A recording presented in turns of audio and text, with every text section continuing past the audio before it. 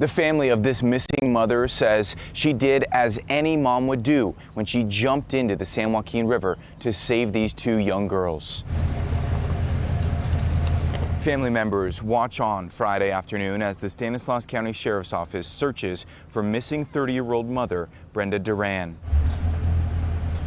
Loved ones say Duran jumped into the San Joaquin River along with her 14-year-old son to save her 11-year-old daughter and her daughter's cousin, who were being swept away by the San Joaquin River current. The three children were able to get back to shore, but Duran was not. The initial call came in at 6:30 and came in as a river rescue.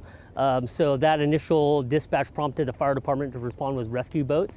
And the Sheriff's Department helicopter was already in the sky, so they came out here and immediately began the search once they determined that there was only one victim that was unaccounted for. With Stanislaus and Merced counties both on scene, deputies say there are factors that complicate the search for the dive team. Some of the hazards and concerns that they're dealing with right now is one, the current of the river is pretty fast. The water temperature is about 55 to 60 degrees, and there's a lot of debris in the roadway. Just over the last couple of major storms we had over the last couple of years, there's a lot of dead trees, branches, things like that, debris that's in the river. Singh says they've got divers going into the river periodically to search along with remote equipment and boats with sonar working to find Duran, who he says may now be much further downstream. One of the concerns is that with the increased temperatures, we're going to have increased snow melt, so the river level is expected to go up several feet within the next couple of days, so they're going to try to get as much work as they can done today to try to locate the victim. Now, family members of the victim tell me that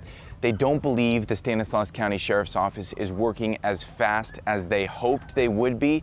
The Stanislaus County Sheriff's Office says if you plan to be around a river or a lake this spring or summer, be sure to bring a life jacket.